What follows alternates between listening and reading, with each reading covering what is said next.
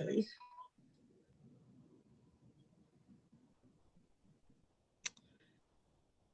And y'all are welcome to just leave your names up, but if you want to turn your camera on and join the party, we welcome you. Hey, Jennifer. Hi there. Got kids running around. I can't keep the camera on. Hey, mine are running in the background too. We can just have a competition for who's is the loudest. I'll keep the microphone off. Right. I'll say Hey, that's Heather can Hall. you hear me? Can you hear me? We can. Awesome. Did Tula just run away? No. There's Tula. What you doing? I don't have my reading glasses with me, so excuse me as I kind of. Hey, Kate Doll. I know you're walking around. You ain't got to unmute. Hello. Yeah, I have to walk a dog, so I might turn my camera off so it's not distracting. Oh, no, you're good. Hey, Maxine. Hey, how you doing? I'm good. How are you? Good to see you. Wonderful. Good to see you too. It's nice to see some faces. I know. Yes. Yes. Dr. Taylor, somebody's tweeting your piece around 1,000,000 miles an hour right now. It's starting to, my phone's buzzing. That was me. Oh, never mind. It's only buzzing once. Should be. Well, mine buzzed like 3 times, but All right. who knows who it is. It's probably my wife saying, you're cooking something right. Well, how's it look, Rebecca? Do we have, we got everybody in? You ready to get going? Yep, let's get going. And if we get some later folks, then I'll let them in too. Jump them in. All right, well, hey, thank y'all for coming to our second installment of our Down Yonder zine with the brilliant Dr. J.T. Taylor here.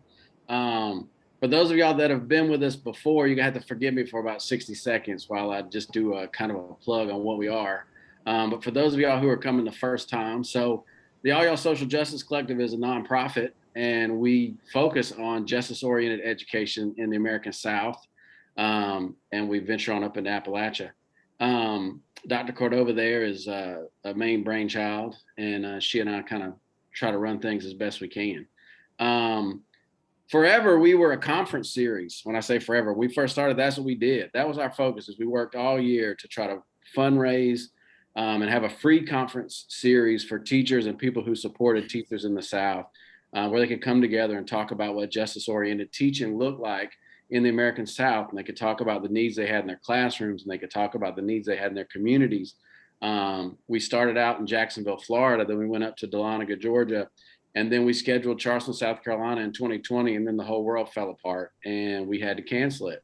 And we were super bummed about that. And we proceeded with the idea that, for sure, think back to Baby You in March 2020, when you thought, this is only going to last a little bit, we'll all be cool.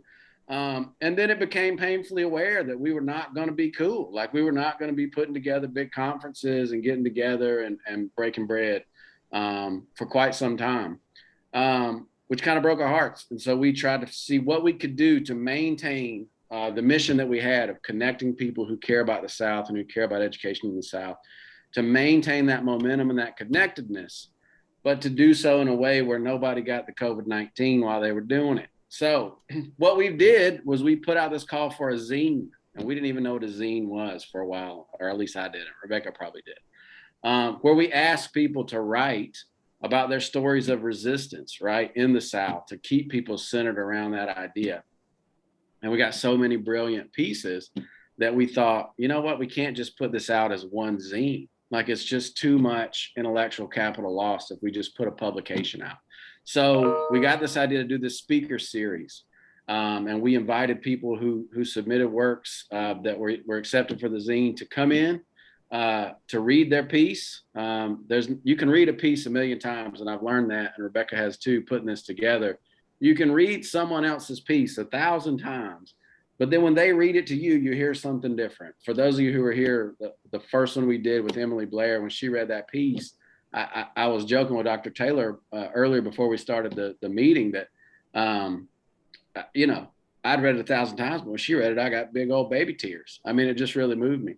And that's no pressure, Dr. Taylor. If you don't make me cry, you're still the best, man. You're still the best. So the idea was to hush my mouth and hand it over here was we can give those people the power to share their piece, and then we can give this space where you can talk to those people about what they wrote. So that's what today is. So I'm going to hand this over to Dr. Taylor, who is an associate professor of special education at Penn State University, Mississippi native, a brilliant man. Dr. Taylor, hopefully we've all read your piece. I know I've read it a million times. Tell us anything you'd like to about yourself right now, if you don't mind, sir. I'm going to hand it off. I think you got everything. You told him my name. You told him where I work. That's I like what I do, I guess. I will say this. I found out about the Social Justice Collective probably in the fall of 2019. And, I reached out to Adam just to learn more about it. And it just was amazed at just it. I was just amazed at kind of what you guys were doing and what you were trying to accomplish with the plan of going to the conference in 2020 and then not going to the conference in 2020 and not going to the conference in 2021. But we're going to hold out hope for 2022, wherever it may be. Hope, it would be nice. I've never met Adam in person or Rebecca in person, and I would like to do those things. So, my goal in life is to share beverages with these two wonderful individuals in person. So if I can accomplish that mission, then I'm in a good spot. So that's I just really impressed with the whole thing, and I think it does a wonderful service in the area of social justice and rule in the South. And I may not have the accent down, there are very reasons for that, but South is right in my heart. So if I could, I would get it tattooed on me, but I think that might hurt. So I was like, we can put that in with the drinks. We get drinks and South tattoos. I'm down with this. A lot of drinks then. We're talking a lot. I'm down with it. Do. Well, we're excited to have you. So our flow for this is going to be consistent across all of these, right? So I have two opening questions that are pretty basic. Dr. Taylor read his piece. We'll open it up to you all for some live Q&A. You're going to learn that I have very bad social anxiety. So when nobody asks a question, I get nervous and say ridiculous things, but please spare me that and have some questions. And then we have one closing question that we're asking all the authors that kind of center around the piece and its call to action. So to start off those two questions with you, Dr. Taylor, could you just tell us a little bit about your work and your connection to the South? Just my work in general? Yeah, man, just what are you doing? Okay, so, well, I'm currently in Pennsylvania, so, which technically isn't the South. And I say technically, I mean, geographically is not in the South, clearly. However, if you're anywhere familiar with Pennsylvania, and what the joke is about Pennsylvania is you have Philly on one side, Pittsburgh on the other side, and Alabama in the middle. So I'm in the middle. So technically I'm in Alabama. But the other part of it is if you go to certain parts of Pennsylvania, they call them Pennsyltucky, which I didn't know. That was hilarious to me. That's like a thing. So yeah, that's the thing. But I was raised in Mississippi. I graduated high school and I went to the best Black college in the land, Tuskegee University, TU. And after that, I taught in the state of Alabama, special ed in various different ways. And I worked with kids with autism. I worked with adults with intellectual disabilities. I worked with juvenile justice, behavior disorders, like I did all that kind of stuff. And while I was still there, I went to Auburn University, War Eagle, and got my master's and PhD. So and I've been all over the South. As in I was telling Adam and Rebecca earlier, I always defend the South because people like to lump it together, but the South is so different. Everywhere in the South is so totally different. So Houston is nothing like Miami, which Rebecca, right? Miami's its own thing. Miami is nothing like New Orleans. New Orleans doesn't like Nashville. And Memphis is just over there on the side doing its own thing. So like the South is very different. Same thing in Charlotte or wherever you go. And that's, with the exception of the sweet tea and Southern hospitality, everything else is pretty different. And I'm not just from regular Mississippi. I'm from Mississippi. Like, if you always say, are you from the Delta? No, I'm not from the Delta. I'm from the farthest southwesternest corner of Mississippi you can get into. In fact, I'm so south and west. I'm about 30 minutes from Baton Rouge.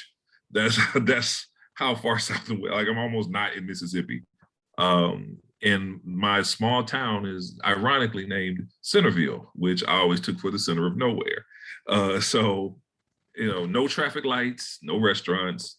The two restaurants we have are gas stations / restaurants, and that was my life. Like, all of the things, hunting and fishing. And so, the South is a thing. So I take it with me everywhere I go. I would just say that since moving to Charleston, South Carolina, one of the things I miss the most is a good gas station restaurant. There aren't any around here, and I feel like we need some. We have one, like we have a thing called Sheets, and they make food. And they sell Hunt's Brothers pizzas. And no, they don't. They make their own pizza. Hey, Hunt's Brothers Pizza. Okay. Yeah. It's made to order food. It's not like, Yeah. Like you can't get fried chicken or macaroni and cheese.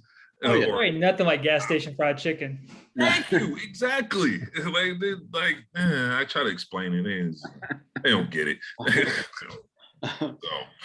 Well, that's great. So to focus on the piece you wrote, right?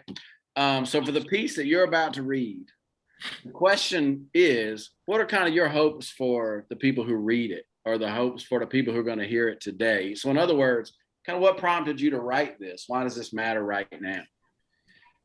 So in the interest of full disclosure, I wrote this like 12 or 15 years ago, to be honest with you. So back at that time, I fancied myself as a producer. A music producer, and I do have some production credits for working with artists and mostly rap, but a few rock, but mostly rap. And on the side, as a side hustle, I guess, is every so often, if I'm asked, I will spit a verse. It's not like I'm coming out of retirement like Jordan and rapping for the fate of the world. It wasn't anything like that. It was just every so often somebody asked me to write something. So I wrote this about 12 to 15 years ago, and it was just, I wanted to talk about some things like different.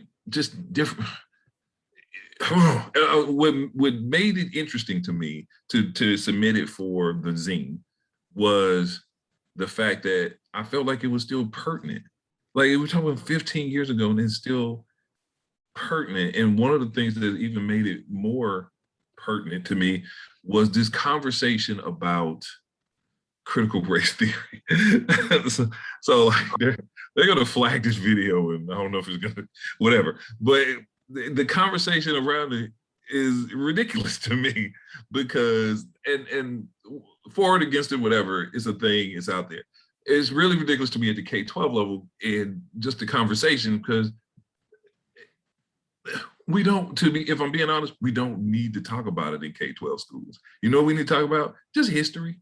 Just the real history of this country. Like, if not Black history, not white history, not anybody, just the history. Just be honest with history. Like, if we did that, then that would be enough for people to be like, you know what? America's cool, but there's some problems. But we don't do that. And apparently we're getting further away from it. I think one of the things that also prompted us was listening to the textbook manufacturer in Texas, where they talked about they were going to call slaves like just the help, or it was something. It was so ridiculous. I was like, "What are we doing? What are we doing to the kids? What are we doing to them?" So that's what really prompted this. And then I recorded a terrible version of this. It's awful. And no one's ever heard it. It's just sitting around. And when I saw the kind of the call for this disrupting the system. And I felt like this was a disruptive piece, I guess. And, thought I would send it in and see what happened. What I wasn't expecting was the illustration. Like, this is magnificent. Like, this is like beyond anything I could have ever imagined. Like, seriously. And it was just, I'm very impressed at what you guys did with it. And I hope that, if you read it, great. If you didn't, and you hear me do it for the first time, I hope it resonates and says something to you. Because I think, to me, it was just a piece about kind of the state of where we were and understanding the past and what it means for, the place. And on a whole separate note, there was a movie that came out called Darkness Falls, and I just thought that was a really cool name for a movie. And that's where the title for Darkness Falls USA. So I kind of love that this is 15 years old. Like, I really do, because it's almost, in some ways, it's really sad that it's 15 years old and you can hear this and you don't know. You could be 15 minutes old. You know what I mean? Like, in some ways, that's sad. But in other ways, I love that your voice was going here 15 years ago and that it's persistent to this space today. I think that there's some Southern resilience within that. And I find some beauty in that. Before JT reads his piece, speaking of the illustrations, Rebecca, do you want to, call out our illustrator? Because that work is brilliant. Mm-hmm. Yep, absolutely. And Rachel said that she would possibly be able to join us tonight. So our illustrator is an undergraduate student at University of Florida. So I work with Rachel. She is an incredible illustrator. She's going into law school next year. She graduates UF this year. And I met Rachel through our work together, transcribing oral histories. And so, I just found her to be somebody who's very just committed to this idea of artistic representation of people's stories. And so she would make these amazing illustrations of people's oral histories, and we would work together. And I just said, would you be interested in joining us for a zine project? And she was just thrilled at the idea. And so I find her to be just a brilliant person. And so hopefully she can join us in a little bit, and then you'll get to meet her via Zoom. Yeah. She's great. And that's what's been cool about this zine, is it's taken like a lot of people to come together to make it something pretty cool. And with that, JT, I'm going to hush and we'll hand it over to you for your piece, Darkness Falls, to present however you would like to present it. And we can't wait to talk to you about it in a minute. Okay. So I'm going to do this kind of as best of a spoken word type thing as I can do. So it may be overly dramatic in some parts, but that's I don't know. We'll see how it goes. All right. It was religious persecution that brought us the Constitution. Judicial collusion makes the document so confusing. The document that we're using, we call it the Bill of Rights. But these people hold heat that make others fear for their life. And I feel that ain't right. We get into confrontation. Political conversation shows they don't know what we facing. Poor folks across the nation, they feel like they losing ground. It's the same situations in cities and small towns. Folks feeling so beat down, they losing all confidence. The immediate consequence is us feeling incompetent. Man, a life of impoverishment is learned by poor people in a land where they telling me opportunities equal. Okay, that's the sarcastic part. That didn't come through. Second verse. Power to the people is a figure of speech. The real people in power are the people who teach. But some teachers that I know, they got to struggle to live. They don't make enough money for a loan for a crib. Now, why that is, to me, that don't make no sense. You can't stay on the fence when it's all about politics. Oh, I'm sorry. You can't stay on the fence when it comes to the government. It's all about politics, and it ain't just the senators. Poor people in this country are political prisoners. All types of different visitors come here for asylum, and depending on how we feel, we either let them in or spite them. Not only do we invite them, we help them to enterprise, while domestic unemployment is constantly on the rise. Some rich will close their eyes to the plight of the poor, but when it's time for a battle, who is fighting the war? And when America is winning and the fighting is ending, they treat poor people worse than they did in the very beginning. Okay. Last verse. Native Americans was here before Columbus even landed. Now, how do you discover a country that people inhabit? The natives had no choice but to bow down to oppression. The Europeans brought diseases and mechanical weapons. That type of national aggression is not known or forgotten. Our government does it today. That's why other countries stay plotting. We go into their regions with our pistols and rockets and do nothing about our white nationalist bin Ladens. America's rotten. This country is full of lies and hypocrisy. We do a bunch of things in the name of democracy. But those folks with political ambitions that are making decisions, they're the ones who keep the poor folks in the pitiful conditions. You can make it your mission just to get them to listen. They're gonna tell you to be quiet, have faith in the system. They never tell you that America is founded by crooks. Now take a look and see if that is in your history books. Okay. And that is it. That is all. I before we do question things, so because I wrote this 15 years ago, there are some areas in which I changed the words to be a little bit more relevant or pertinent, or to be honest with you too, cause less of a controversial problem. And I'm going to point some of those places out just to give you a context of what changed. Like nothing in the first, everything in the first verse is the very same. It's the second verse where I make a few changes. Particularly, so when I started talking about politics, so it didn't, if you're looking at it or if you remember, in this piece that I submitted, I put, you can't stay on the fence when it comes to the government. I changed it to that just because listening to people, you know, we have a very polarized kind of way, but there's also this middle ground of people who are indifferent about it. That's not what it used to be. Prior to submitting it for all y'all, let's see, that don't make no sense. That line before it said you can't stay on the fence when it comes to government, it did used to say our budget was controlled by not the Secretary of Defense. I think it was the Secretary of Defense controls the government. And because I was at the time when I wrote this, we were really into the Iraq War, and we were really pouring more money into the Iraq War. So I felt a certain kind of way about that, particularly since I had friends, you know, in the military and wanting to come home, and you know, it was just a whole thing. So I changed that line to be a little bit more relevant to today. I'm trying to, what other line did I change?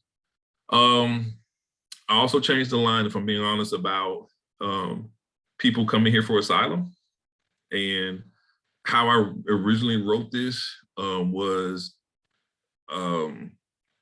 it wasn't we either welcome them or spite them. It was more like, we don't like them, so we spite them.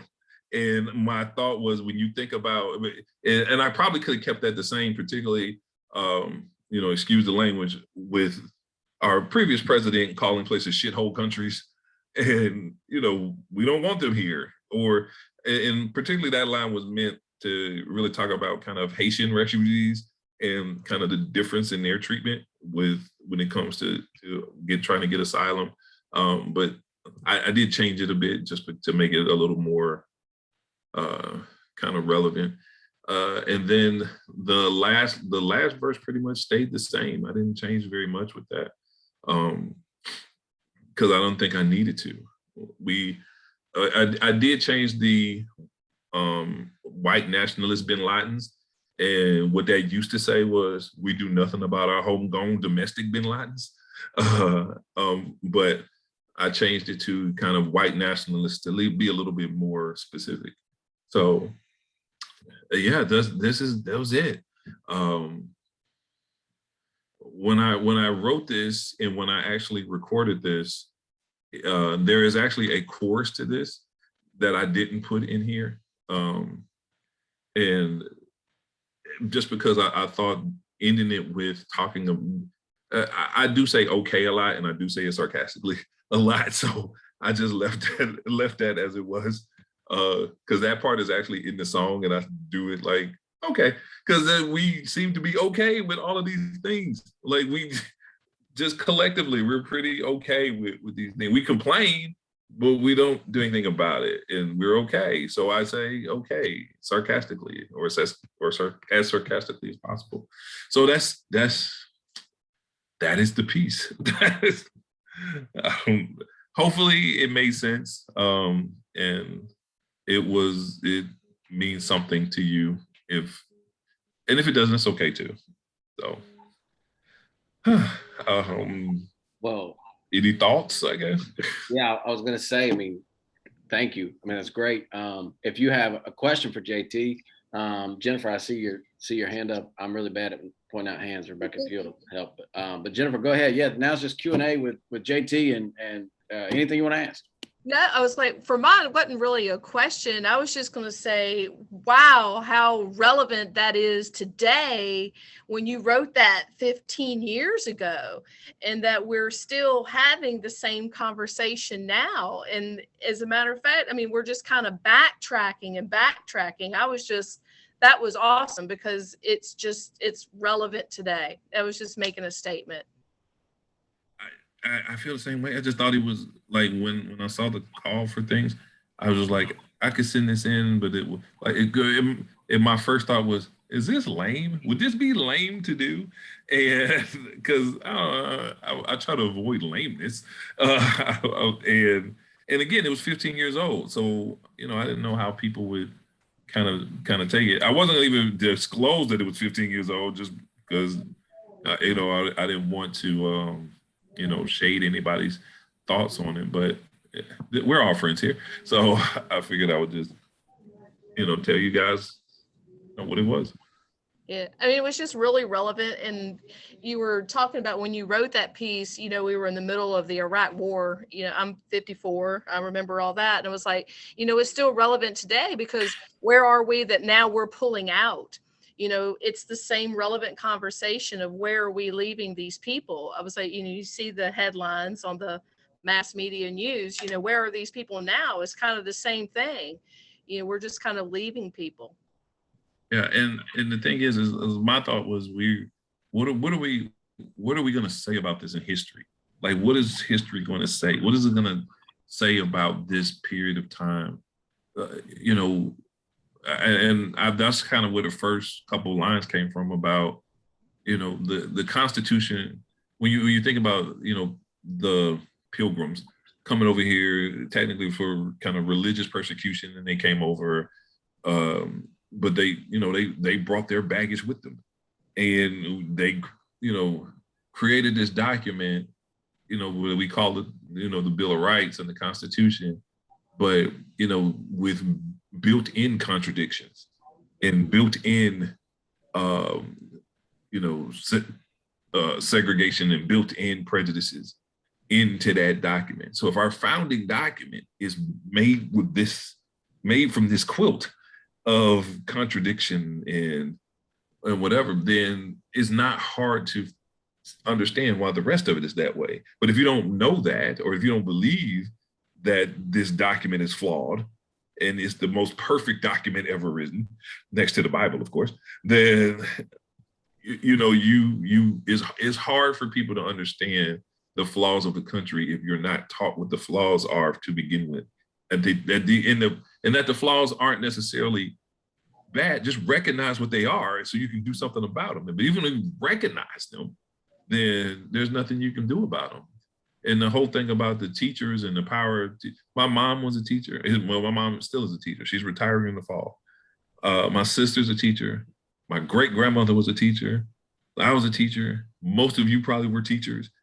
Like, and you think about the power that you have, but then you think about how you're treated in some respects, and how we, everyone loves education until they don't. And then is, oh, well, teachers are indoctrinating kids. Yet we love our teachers. Which one is it? Do you love them, or are we indoctrinating children? What are we doing? And let's not even talk about pay. Teachers, come on, it's ridiculous.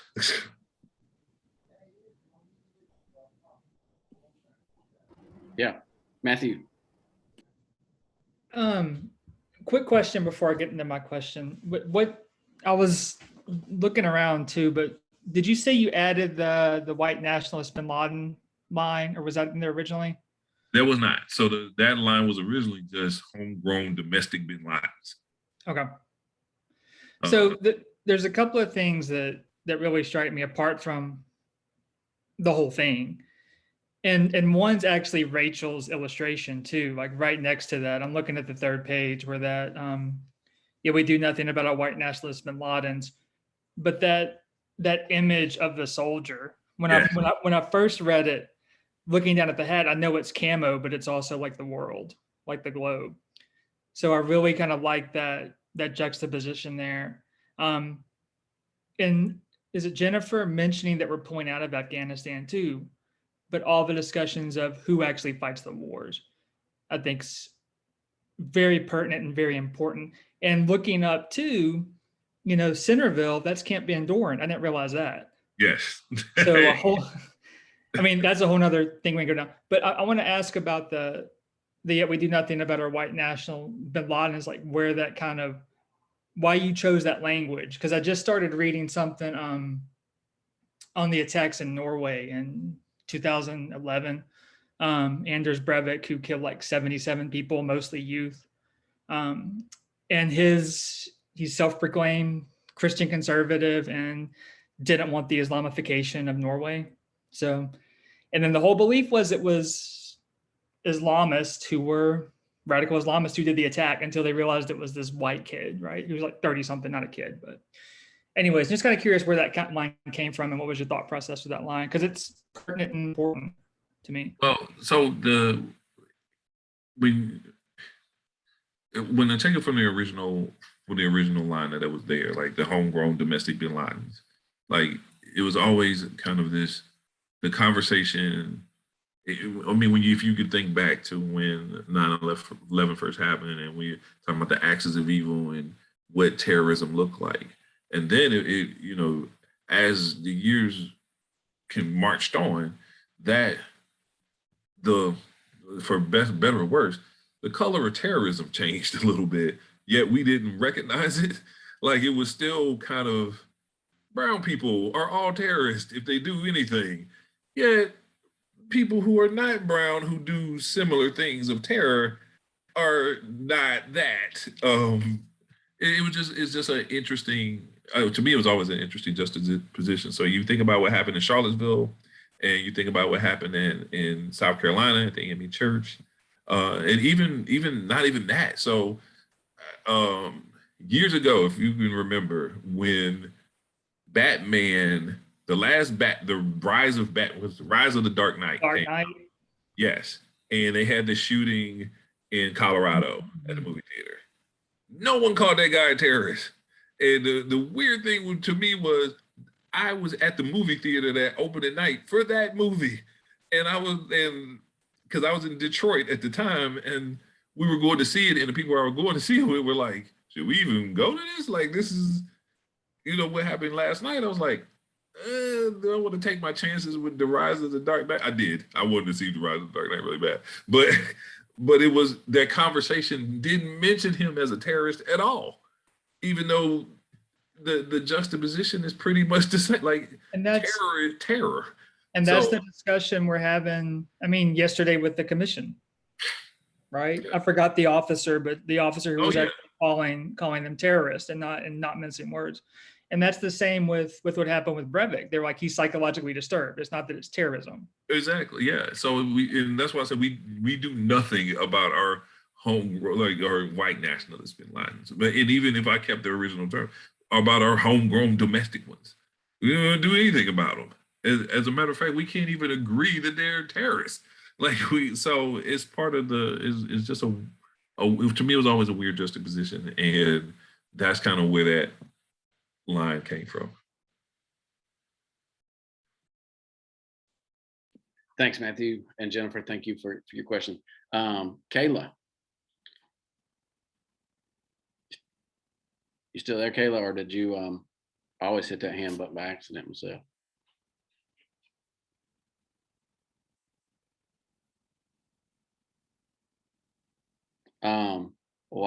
While Kayla's connecting, hey, Rachel, we all think you're brilliant, and we are so appreciative of your art. And your ears must have been burning because we were all talking about just how brilliant. I always admire people who have the brain that can take words and turn them into images like that really speak. So we just all want to say thank you for what you've done to bring out these pieces and to highlight and kind of interconnect all these brains together and tell the story. Well, thank you for having me. Yeah, I was gonna say it's easy to make art when I like the piece and when it speaks to me, and that's how I felt about this one. Also really enjoyed drawing Dr. Taylor. That was a lot of fun too. He has good style. Oh. He does, man. He has some style, and when it popped up as his Twitter profile picture, I said, that man's a genius. And I could not use it as my Twitter. Like, come on. First off, it makes me look 20 years younger. Thank you for that. And I'm not gonna not use that. So that's just, it was amazing. It was awesome. So yeah, that's dope. And I really appreciate just, kind of your thoughts and creativity in it. To me, it helps make the words mean more. The illustrations are just, I was blown away, like seriously. I had never been so excited to send an email. When I got that from Rebecca, I was like, I cannot wait to send this to Jay. Even though I have nothing to do with it, I'm just the middle guy who sends emails. But I'm like, I cannot wait to send this man. No, I super appreciate it. Kayla, I'm sorry, Kayla, I have missed all this, but she in the chat has said she's here, but it's not letting her speak, even if she taps the speak button, but she's on her phone. So she's going to type her question. So JT, her question says, my question for you involves time travel, which I think is a great intro, Kayla. I'm curious about how you felt post writing this piece 15 years ago. How I felt writing this 15 years ago. I know exactly how I felt after writing this 15 years ago. I felt like my first thought was, I am not gonna find a beat for this. Like, I am not gonna find the beat that I want to convey the message that I want for this. And I was wrong, actually. So I found like 3 beats. Like it was, and they all were good. I needed enough energy, but not overbearing. So like writing this that was my first thought. Then when I recorded it, it came out awful. And I was like, oh my God, I'm not sure if I can even do this justice. Cause it was terrible. It was terrible. It sounded terrible. It was terrible. And it was just trying to convey this message, and it just didn't convey the message I wanted, which is why, 1, no one's ever heard the song, and 2, it kind of just sat for a while, and I would just hold on to it. And the thing is, I'm probably with the minus the changes I made, I can do this by heart without looking at it. Like, I can turn off my screen and do this right now without looking at it. It was just because I find myself thinking about it over the past 15 years every so often when I hear something ridiculous, or when I hear something crazy, or when they're talking about taking history books out of there that don't want to mention anybody being sad, or like, what are we doing? And So the question, the line in there about, you know, what our government does and how our, you know, for lack of a better term, our imperialism has always been. I think people don't know the history of the country. Like even if you just read up on the history of Hawaii, you would be like, wait, what? And it's just how we took Hawaii, like like, or the things that we do, like people don't know, like what happened in Nicaragua or even Cuba. Like what do the Americans? Cuba doesn't exist as Cuba if it's not for America. Or hate, like it's crazy to think about just how much our government has been in the hands and in the background of other places and influencing their places social politically, and we don't know anything. Like we don't know. The average American knows nothing of these things. It blew my mind last year when Donald Trump said he made Juneteenth famous. And then when I thought about it, I was like, he did. And that's unfortunate. It's like, this is an unfortunate fact that he stumbled upon. And that he gets to say, oh, well, I canceled a rally because of Juneteenth. And we're like, the hell is Juneteenth? Like, first off, he knew nothing of Juneteenth, so let's not get it twisted. But there's so many millions of people who knew nothing of Juneteenth that he technically is right. He mentioned it, and they looked it up and like, oh, well, this is a thing that exists. Tulsa, that happened. Well, wouldn't the people start looking up Tulsa? Because HBO showed not even a documentary, a TV show that happened to have 10 minutes in the beginning about Tulsa. And people was like, did that really happen? Or is that like a thing HBO made up? We don't know anything about anything. It is just interesting how governmentally we have influenced a lot of different places and a lot of different things and policies and so forth and so on, and what that means to people today. So, Kayla, I don't know if that answered your question. I feel like I went on a tangent, but I think about it often. When I first wrote it, I thought about the beat, and I thought about, you know, could I do this justice? And I don't feel like I ever did. So. I think you did today. What other questions y'all have for JT?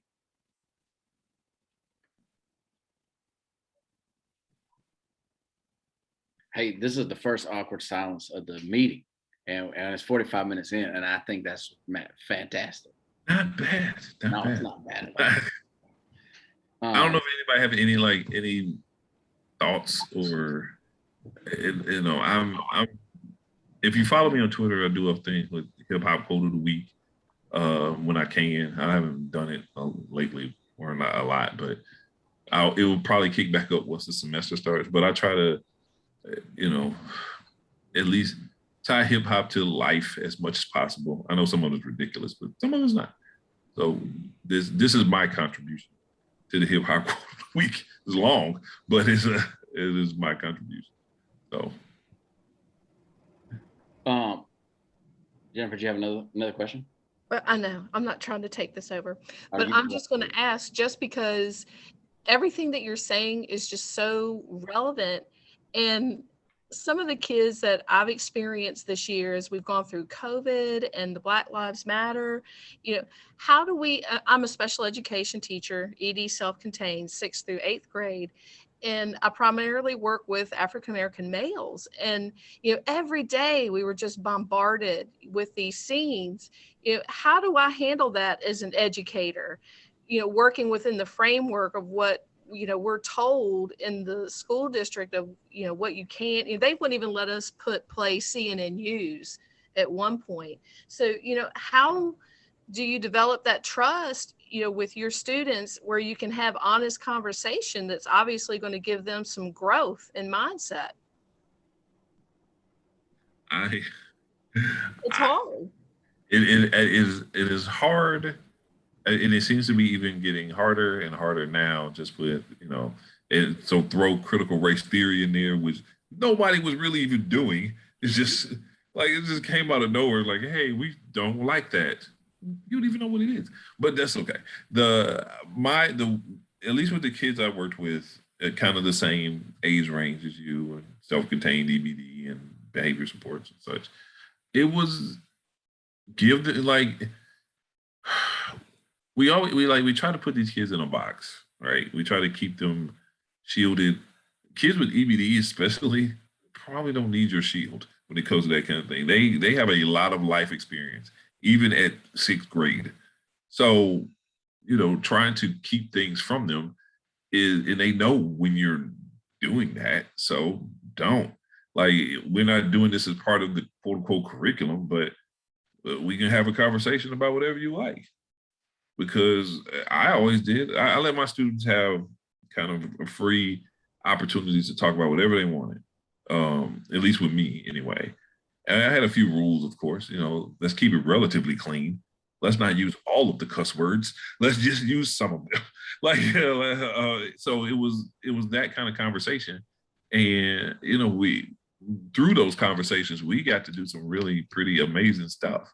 Because now I see where they're coming from, or I got an idea as to what we need to cover that I can cover in the curriculum based upon what their needs are. Like if I can't even assess their needs by asking them what their needs are we're doing them a disservice. Like we're not even helping them recognize what their needs are. So I always just let them kind of have, and not long, like it would do 5 minutes in the morning, 5 minutes in the afternoon. And just, what do you want to talk about? Let's talk about it. And if it requires more,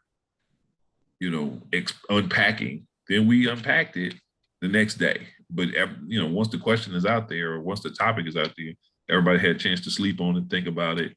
Maybe you want to rephrase it. Maybe it's something different you need to add. And I've had students tell me all kind of things. One of my favorites announced to the rest of the class that he was going to start selling drugs. He was like, I think I'm gonna start selling drugs. And everybody was like against it. And not because selling drugs was bad, like we all knew that, but they were just like, you shouldn't sell drugs because you're bad at math. And he was just like, you don't need math to sell drugs. And they were like, yeah, just kind of like math and social skills are like the most important skills you need. It's like, you have neither one of them. And then this was from his peers. And after we had a discussion about the importance of math to sell drugs and the importance of social skills to sell drugs, he realized he probably shouldn't sell drugs. But we don't get to that conversation by not having it. Right. So, we don't get to do that. So, I think if you give them space to kind of talk, and they'll tell you some things, and then you can kind of not say run with them, but you can use what you know to build around some other things that or more district pyramid. Yeah. But it's okay to color outside the lines. The sky can be purple, the sun can be blue, and it'll be okay. Yeah. Yeah. Thank you. I was like, we would try to address some of we kind of kept it informal on Fridays. And, just like you said, we used to have some real conversations, and I just felt like, these children were educating me. They would, I always just kind of made myself kind of the joke of the day. And I was like, all right, educate me. So, but I was just wondering, where do you draw the line with that? We've had some real conversations before, but it's good. I like I said, the rules were to keep it relatively clean. Yeah. Like, yeah. You can ask me a question about sex, but you can't, come on. Use appropriate medical terminology for things. I don't want to hear all of the things. And, don't use all of the cuss words. I'll hell and damn, I let go. Maybe a shit now and then. But other than that, that was as far as you go. And most of the time, if you gave them just that little leeway, they were like, okay. And then when they stepped out, like, hey, and they will pop, my bad, I forgot, or I was just excited. And then, we just keep it moving. So I think you can't, particularly that group, that population, you can't tell them things that they don't already know mostly. When it comes to life, like they know it. They've experienced that stuff. And now you can put it in context. I tell students, like, selling drugs is like working at McDonald's. And then how do I prove that? Well, lucky for me, there's a video on YouTube that talks about that very thing. how making money, like selling drugs at a low-level drug dealer is like working at McDonald's. And I was like, you might well work at McDonald's. It's less stress, less likely to go to jail. You might just work at McDonald's. So, you ask them what their needs are, give them a chance to be open, and then you connect it to things that the district will let you. I mean, you want to keep your job. I don't want nobody to get fired. I get it. Yeah. Thank you. I don't know, worries. I would always ask my children not to say compound curse words. Can we just keep it to the 4-letter? So once you throw a mother in front of it, it's getting kind of harsh. Okay. Yeah. The simple, quick ones. Don't hit the long ones. If it takes a long syllable. I had a kid who strung a lot of ones together, and I was like, "Come on, no, we can't do that. That's not even a real cuss word. You made that up. You made that up. It's not even real." That's not. Right. I have a question, but it is coming from different parts of my brain where neurons are just kind of hooking up, and it's just not going to be very well formed. But I'm going to try to I'm going to try to explain what's going on in my head. So I don't know if you guys know who Ann Braden is. She's a Southern civil rights activist. Today's her birthday. She passed in 2006, but today's her birthday. And when I read your piece the first time, if I can just be very transparent, and especially now that you say you wrote it 15 years ago, what I felt was I felt guilt. I felt as a white man, I felt a lot of guilt in that, like, man, 15 years and this is what we're feeling, right? And then there would be the verses. I grew up really poor. Then there'd be the verses where you talk about poor people, and I'd be like, oh yeah, well, that's me. I'm a poor person. So I had this feeling. And I think that was a good feeling that I had because it caused my brain to really get to moving, right? So Ann Braden had this quote one time. She was a white lady from Kentucky, from Louisville, Kentucky. And she was a very staunch civil rights activist. And she was asked about, did she feel very guilty, as a white lady, because she still had this obvious privilege in society. She's advocating for these things, but she can then step out and be a white lady, right, in the South, which is not going to be, she's not going to face the same persecution as a black person in the South. And I'm not saying this is the right answer to white guilt, but she had a sentence one time that she spoke that it made my brain really thought. She said she did feel the guilt, but that no activist she knew that maintained their activism kept that activism rooted in guilt. Instead, they had to root it in a vision for what was better. And then she would go on to say, and that's what makes human beings divine, is we have the ability, regardless of our social variables and constructs, to sometimes reach back and envision to something different and move in that direction. And so when I read your piece, when I heard you, speak your piece, that's what went in my head is, what would you say? Like, how do we, I feel like this is where it's not formed well, but I feel like sometimes we have a hard time getting people to move because they're stuck in that guilt and they don't have that vision necessarily for what it is. Like, we recognize this is terrible, but where's this vision for where to go in a way that they feel like they have action items, if that makes sense. So I wonder if my rambling resonates with you in any way with that piece, in terms of like, what is it? How do we use pieces like yours to expose injustice and also instill some vision for this better space to be? Well, okay, I'm going to take that as the last question, right? Was that part of the last? I'm going to ask you like 12 more unless you interrupt me. No. So when you look at where are the things that people who are in the same circumstance can latch on to. So I don't know if you've noticed, I don't know if there's any point in this piece that I talk about race, with the exception of white nationalists, but I don't think because the racial part of it is the easy part. Like that's the easy part of history. We can see factually that there was a difference between how, things were allocated or how things were kind of contextualized when it comes to race. But what I do know, I know for a fact that I have poor white friends, poor Indian friends, poor Native American friends, and that's why that line, poor folks across the nation feel like they losing ground. When you ask any poor person, they feel like it's a struggle to get ahead. All of them were green. I don't care what color they are. It's like, and it doesn't matter if they're in the cities or small towns. Poor folks live a very similar life. And the thing is that other people don't look at that camaraderie. They figure out a way to divide you by other things, whether it be gender, whether it be race, whether it be, heritage, whatever it is. They're going to find a way. Instead of Martin Luther King wasn't necessarily killed because he was advocating for Black folks and equal rights. Is when he started advocating for poor people, it's like, let's calm this down.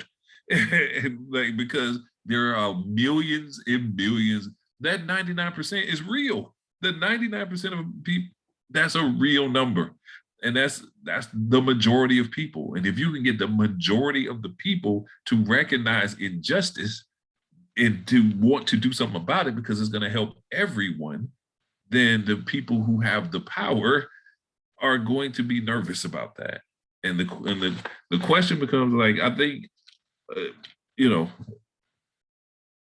being guilty, I mean, that's a thing, but don't let it last long, because guilt can go one of two ways. Guilt can go into action, or it can go to resentment.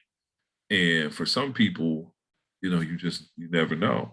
It's much better to recognize, where are these things that we have in common? The fact that we can't get a livable wage is a thing that people have in common, regardless of whatever the background is. And the allocation of funds for things is very much tilted to one end of the spectrum. So how do we do things about that? But it's really, the action forward is looking at where the common ground is and building upon that foundation. Because everyone else is going to take a sledgehammer to the rest of the stuff that's going to divide us. And they, and thus far, for the past 400 years, it's been working. So we have to, but we won't, it's hard for us to recognize that collectively, because, it's much easier to see the difference between me and you, Adam, just by looking at us, than to say, what all we have in common, right? We have to dig deeper to say, oh, okay, we're both from the South. We both have a love for rural things. We both have a love for sweet tea. We both it takes a little bit extra questioning, as opposed to saying, you're Black, not you, me. I'm Black, you're white, and that's easy. That's easy to do. And that's what happens. The easy way out is what people tend to focus on.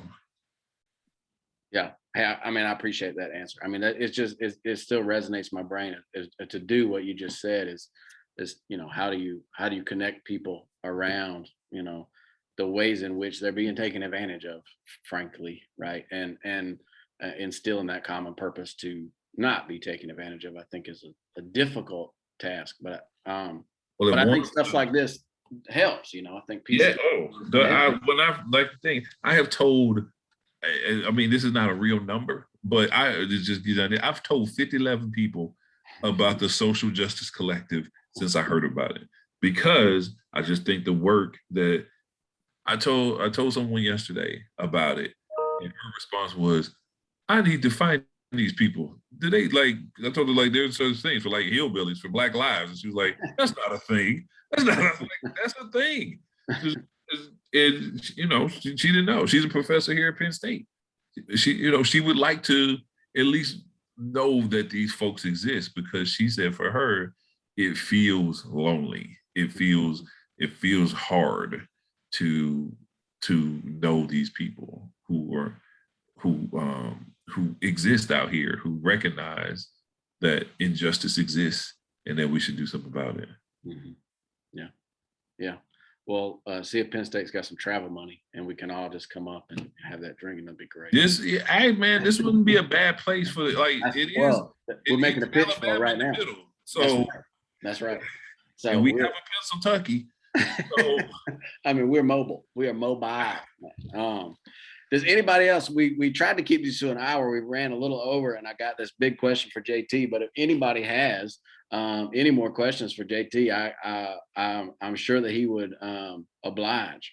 And 5011 is a number. My mother told me over and over. I done told you 5011 times, Adam. Exactly, man. 5011. Anybody got any last questions for JT? Well, JT, here, if no one does, and I know I'm not being a good pedagogue right here and using good wait time, but our closing question is a big one, but it's probably the most important one. And it is, what is the work that this piece necessitates? So in other words, what's the work that this piece is asking us to leave this Zoom and go do? Oh man, if I can distill it to one word, educate. Like, and not just teach, educate. Educate people, kids, adults, dogs, cats, whatever, on the history of the country, just the history of it. Because I think with proper context of history, then you can really start having real conversations. Until we have a proper, context of where we came from, how do we know where we're going? Like, what direction are we going in? If you don't know anything about the of the American government's history of regime change in other countries, or if you don't know the history of say Tulsa, like that the Tulsa massacre happened. If you don't hear about these things and you don't know about these things, how can you understand? Like the argument about the Confederate flag and it's a heritage. That isn't a bad argument. Yeah, a Confederate flag is a heritage, but the heritage of what? Like, so like that's where the crux of it lies. Yes, the Civil War was about states' rights, but which right did they want the most? To have slave, like this, one does not negate the other. They both exist. The Southern states wanted states' rights. They wanted the right to have slaves. That is two facts. These are facts. And this is gonna sound terrible because I'm a curmudgeon about it. I don't want to hear nobody else's truth. Because what happens is we tend to ignore things that we don't like for our truths. These are the facts. How you interpret these facts becomes your truth. But the facts are the facts. This is a fact. That's yeah. The other thing I would say is listening to Emily's piece for last month, and what I took away from that was kind of allyship to her and being a good ally. But I would say take it a step further. Besides from being an ally, how do you become an advocate? Like, allyship can look a lot of different kind of ways, but advocacy is an action. So, I would say educate and advocate, and there you go. It's brilliant. We love you, man. We appreciate you doing this. We honestly appreciate it so much. We appreciate you sharing the work we're trying to do. And I mean, we can't wait to get with you and and do the work better when we're not in a pandemic. But honestly, man, I'm kind of tired of saying that because I think we're doing some good work right here tonight. I mean, so I'm glad that we're able to do that now. So a million 5011 thank yous. Thank you. You all have a great, wonderful rest. Yeah, thank y'all for coming. Y'all come back next month, and we've got Kimberly right here. If y'all see her on the screen, she'll be sharing her piece. Okay. Yep, we got to set that date, Kimberly. So I'm gonna get on the horn with you. And thank y'all. These are going so well, and it's not because of anything Rebecca and I are doing. It's because Rachel's doing some brilliant illustrations, and y'all submitted some brilliant pieces. So thank you for supporting us, and thank you for caring about people and caring about the South. Always, man. All right. We'll see y'all later. Later. Bye. Bye. Thank you. Bye.